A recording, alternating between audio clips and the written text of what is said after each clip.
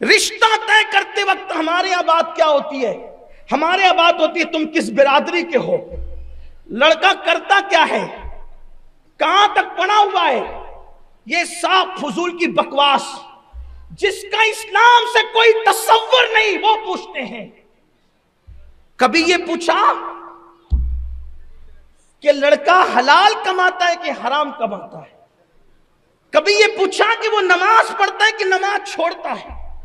جب رشتہ لے کر کے غوث پاک کے والد شیخ ابو صالح موسیٰ جنگی دوست ان کے سسر اور غوث پاک کے نانا کے پاس پہنچے، اور جب رشتہ طے ہو رہا تھا تو رشتے کے طے کرتے وقت گفتگو کیا ہوئی؟ جو جانتے ہیں وہ جانتے ہیں، جو نہیں جانتے وہ سن لیں۔ رشتہ طے کرتے وقت ہمارے یہاں بات کیا ہوتی ہے؟ نمبر ایک، ہمارے یہاں بات ہوتی ہے تم کس برادری کے ہو، لڑکا کرتا کیا ہے، کہاں تک پڑھا ہوا ہے۔ یہ صاف فضول کی بکواس جس کا اسلام سے کوئی تصور نہیں، وہ پوچھتے ہیں۔ کبھی یہ پوچھا کہ لڑکا حلال کماتا ہے کہ حرام کماتا ہے؟ کبھی یہ پوچھا کہ وہ نماز پڑھتا ہے کہ نماز چھوڑتا ہے؟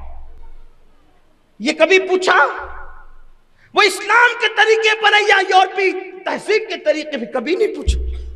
غوث پاک کے والد، غوث پاک کے نانا اور اپنے سسر کے پاس، ہونے والے سسر کے پاس پہنچے، کوئی نسب نہیں پوچھا گیا، کوئی خاندان نہیں پوچھا گیا، کوئی قبیلہ نہیں پوچھا گیا۔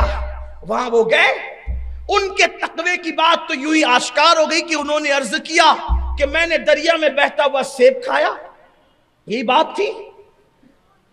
حضرت ابو صالح موسیٰ جنگی دوست کا تقوی حضرت سیدی عبداللہ سومئی سالار کے پاس یہ عیاں ہو گیا کہ جو دریا کا سیب کھانے پر بے چین ہو وہ کتنا متقی ہوگا۔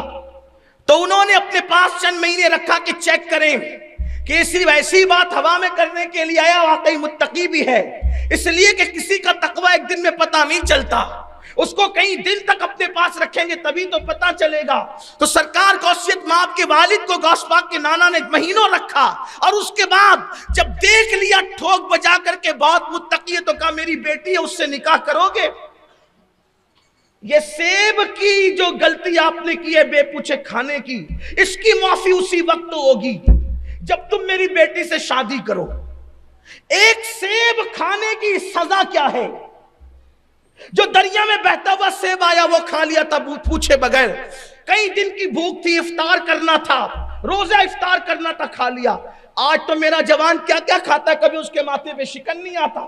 ابو صالح موسیٰ جنگی دوست غوث پاک کے والد ایک سیب بغیر پوچھے کھا لیا، کئی دن تک مزدوری کی، باغ کو پانی دیا، باغ کی رکھوالی کی، جانور چرائے، اور اس کے بعد آخری میں یہ مصیبت ڈالی جا رہی ہے ظاہری طور پر میری بیٹی سے شادی کرو گے تو معافی ہوگی، لیکن بات اتنی ہے کہ میری بیٹی کے اندر کچھ کمیاں ہیں۔ کمیاں کیا ہے کہ وہ آنکھ سے اندھی ہے، وہ کان سے بہری ہے، وہ زبان سے گونگی ہے، وہ پیر سے لنگڑی ہے، وہ ہاتھ سے لولی ہے، اس کے ساتھ تمہیں شادی کرنی ہوگی۔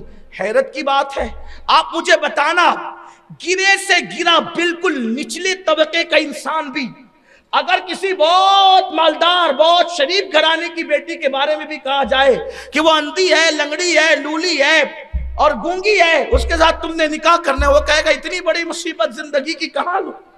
یہی تو بات ہے۔ لیکن حیرت کی بات یہ ہے کہ جب شیخ عبد القادر جیلانی غوث پاک کے والد کو جب یہ بات کہی کہ ایسی عورت سے نکاح کرو گے، انہوں نے کہا اگر سیب کی معافی اسی پر موقوف ہے کہ اتنی بڑی مصیبت سر لے لوں تو میں دنیا کی ہر مصیبت اٹھانے تیار ہوں، لیکن اللہ کی بارگاہ میں جواب دینے کے لیے میرے اندر ہمت نہیں ہے۔ میں ایسی لڑکی سے نکاح کرنے کے لیے بن دیکھے کا تیار ہوں، اندھی بھی چلے گی، لنگڑی بھی چلے گی، لولی بھی چلے گی، گونگی بھی چلے گی، سب چلے گا، لیکن بس قیامت میں میری پکڑ نہیں ہونا چاہیے کہ میں نے بے پوچھے سیب کیسے کھا لیا۔ معاف کر دیں گے آپ اگر شادی کا؟ ہاں، کہا ٹھیک ہے پھر نکاح کر لو۔ نکاح ہوا، حجرہ عروسی میں آئے تو کیا دیکھا؟ ایک چاند کا ٹکڑا ہے، ایسا لگا جیسے چاند اتر آیا ہے زمین پر، اس لیے کہ وہ کوئی معمولی خاندان کی عورت نہ تھی، وہ رسول اللہ کے خاندان کی عورت تھی، حضور کے گھرانے کی بیٹی تھی، ان کا سلسلہ نسب امام حسین سے جا کر کے ملتا تھا، حسن تھا، جمال تھا، کوئی دوسرا جوان ہوتا تو اس کی کیفیت کیا ہوتی؟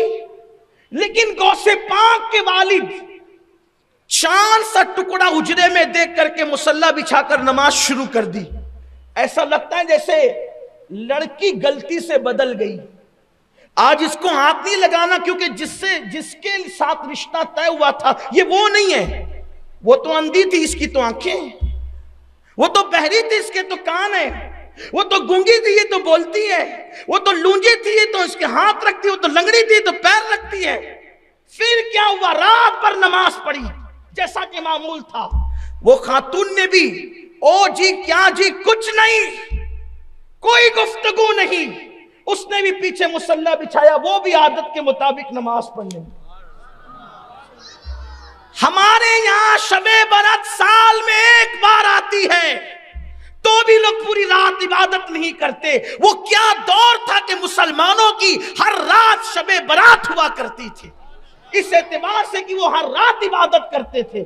لوگوں کو آج گناہ کرتے ہوئے راتیں کم پڑتی ہے، ہاں کہ حضور غوث پاک کے والد مصلی بچھا کے نماز پڑھتے ہیں، آپ کی والدہ بھی پیچھے کھڑی ہو جاتی ہے۔ صبح ہوئی تو حضور غوث پاک کے نانا آپ کے پاس آ کر کہتے تیرا چہرہ بتاتا ہے کہ رات کیسے گزری۔ ہاں کہا اچھی گزری، مگر تم نے اپنی بیوی کا منہ نہیں دیکھا؟ کہا ایک جھلک دیکھا، تو خیال آیا کہ غلطی ہوئی ہے دلہن کے پہنچانے میں۔ کہا کیا مطلب؟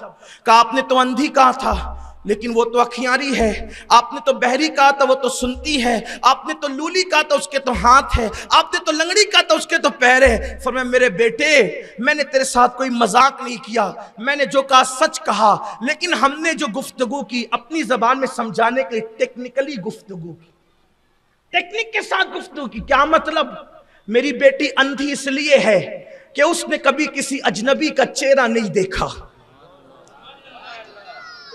میری بیٹی اندھی بیٹی کو اس لیے کہا کہ اس نے کسی اجنبی کا چہرہ نہیں دیکھا، بہری اس لیے کہا کہ اس نے کبھی کسی کی غیبت نہیں سنی، گونگی اس لیے کہا کہ اس نے کبھی اپنی زبان سے جھوٹ نہیں بولا، اور لولی اس لیے کہا کہ اس نے اپنے ہاتھ سے کبھی ظلم نہیں کیا، لنگڑی اس لیے کہا کہ اس نے کبھی باپ کا آنگن نانگ کر کے باہر کی دنیا کو نہیں دیکھا، وہ باہر چل کر نہیں گئی۔ وہ تیری ہی بیوی ہے، جو میں نے کہا تھا وہ سچ ہے، جو تو نے دیکھا وہ بھی سچ ہے۔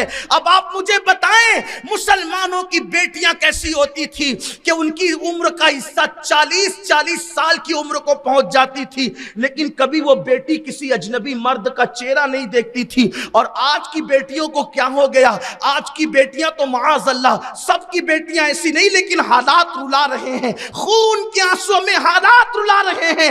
آج بیٹیاں گھر سے نکلتی ہے تو برقع ڈال کر گلی کے کونے تک کے جالی ڈال کر آئیں، اور جب گلی کے کونے سے باہر ہوئی تو پھر جالی اٹھ جاتی ہے، محلے سے باہر ہوئی تو کونے میں جا کے برقع بھی اتر جاتا ہے۔ میں پوچھنا چاہتا ہوں، میری قوم کی بیٹیوں سے پوچھنا چاہتا ہوں، منافق نہ بنو منافق۔ اگر تم اللہ کے لیے برقع پہن کر نکلی تو جو اللہ تمہیں گلی میں دیکھ رہا تھا وہ اللہ تمہیں ندی کے پار بھی تو دیکھ رہا ہے، پھر تمہارا برقع وہاں کیسے اتر گیا؟ اس کا مطلب تم منافق بن رہے ہو۔ منافق سنو، منافق وہی ہوتا ہے کہ جس کی زبان پہ کچھ ہوتا ہے دل میں کچھ ہوتا ہے۔ جب تم یہ کہتے ہو نحن اقرب الیہ من حبل الورید کہ اللہ ہماری شہرک سے زیادہ قریب ہے، تو پھر جرائم کس منہ سے کرتے ہو؟ وہ تو تمہیں گناہ کرتے ہوئے دیکھ رہا ہے۔ کیا بیٹیاں تھی مسلمانوں کی جس کی زبان سے 40 سال کی عمر میں پہنچنے تک کبھی جھوٹ نہیں نکلتا تھا، کسی اجنبی مرد کو وہ دیکھ نہیں پاتی تھی، اللہ اکبر، وہ کسی کی غیبت نہیں سنتی تھی۔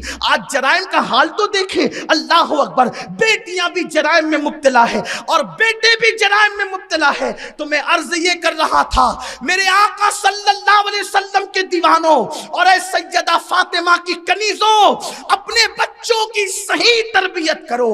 اگر باپ صالح ہو اور ماں خیر پر ہو تو پھر بیٹا ولی پیدا ہوتا ہے، لیکن اگر باپ ابو صالح ہو اور ماں ام الخیر ہو تو پھر بیٹا ولیوں کا ولی سید الاولیاء غوث العظم دستگیر بن کر کے پیدا ہوتا ہے۔